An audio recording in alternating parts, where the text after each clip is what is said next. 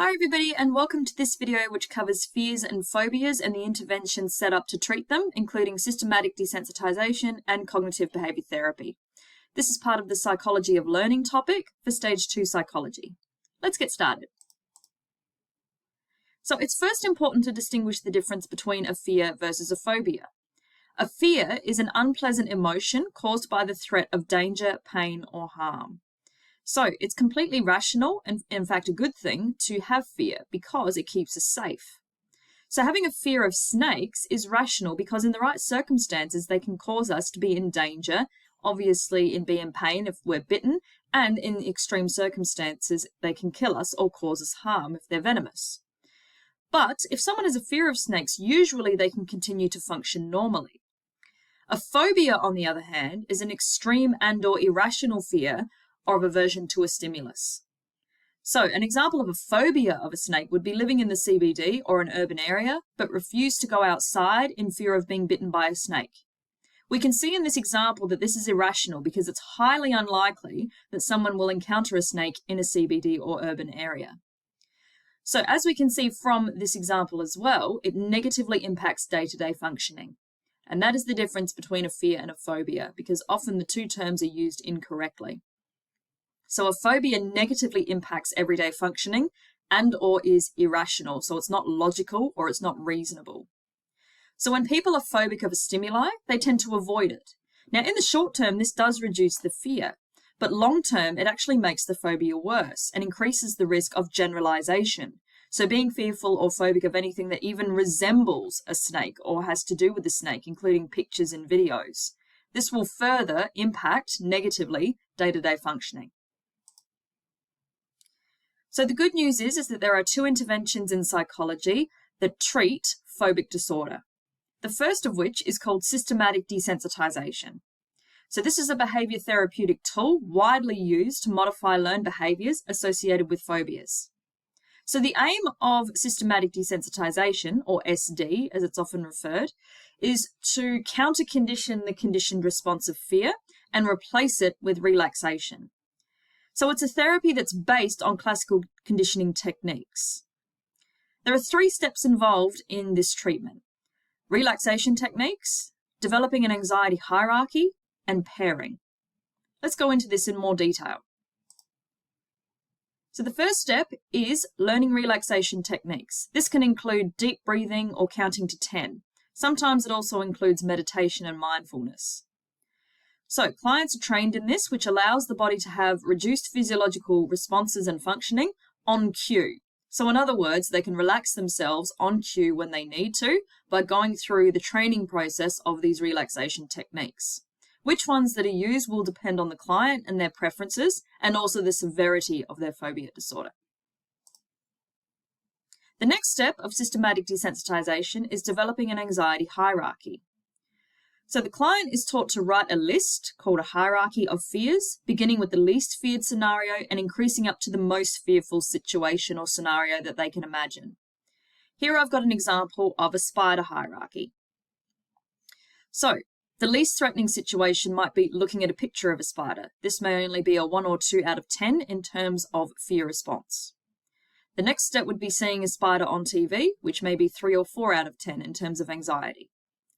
Next step would be seeing a spider in a pet store. That might be a 5 to 6. Holding a glass box with a spider in it, maybe 7 to 8. Right through to the worst case scenario, so holding a spider, which would be 10 out of 10 on the anxiety scale, or the worst case scenario that someone can imagine if they have a phobia of spiders. It's important to note here that actual anxiety hierarchies can have more than 5 steps. In fact, they often do. They can be 20 steps or more in some circumstances. But 5 is the minimum. And when you do your test and exam, it's good to provide an example with at least 5 steps in the hierarchy that you either need to respond to or that you need to do yourself. The final stage of systematic desensitization, or the final step, is pairing steps 1 and 2 together.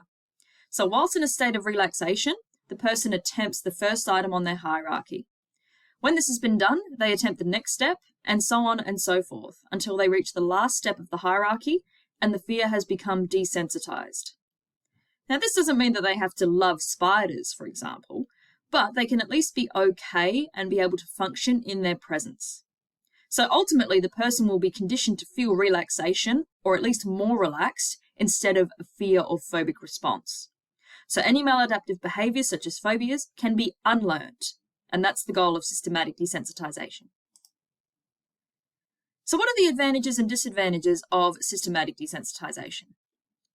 The advantages are that it's a gradual process of extinguishing strong conditioned responses. Because of this, it can be more ethical due to the gradual approach. For very extreme cases of phobic disorder, sometimes a more gradual process is what's required, given that client's health or their age. Disadvantages, however, can be that it is a very slow process because it is so gradual. This can lead to the treatment being very expensive due to the time taken for some people to reach every step of their hierarchy. And there is still a risk of it not being effective. So the other treatment that's widely used to treat phobic disorder is cognitive behaviour therapy, or CBT. We've talked about this in our previous topic, psychological health and well-being. So CBT is also used extensively in the treatment of phobias. It creates a safe environment in which to expose individuals to the stimuli they normally try and avoid. The strategy used is called exposure therapy, which is a form or a skill learnt in cognitive behaviour therapy. It is the most recognised and effective psychological therapy in Australia, and it teaches the client to understand, manage, and change their distorted thoughts and actions. It also helps the client become aware of their thought distortions if they occur again in the real world, and it improves their skills of awareness, introspection, and evaluation, and teaches them coping strategies if they were to encounter their conditioned stimulus that made them phobic in the first place again. It also reduces the likelihood of relapse because of these coping strategies that the clients learn. It's often a quicker and more successful process than systematic desensitization. However, it is much more intensive and confronting. So let's finish with the advantages and disadvantages of CBT. The advantages include that there's evidence for longer, more extended success. Clients can use the strategies again if symptoms resurface. And it's applicable to all age groups and demographics, men, women, and all ages. The disadvantages, however, are that it's sometimes difficult to change the thought process for very, very severe phobias, so it still can be very time-consuming in some instances. It can be a very confronting form of therapy with high short-term stress and panic. So, for example, often in CBT or exposure therapy, in other words, clients will start with their worst case scenario or very far down the hierarchy of systematic desensitization. And of course, it can be very expensive. So I hope you found this video useful for your revision.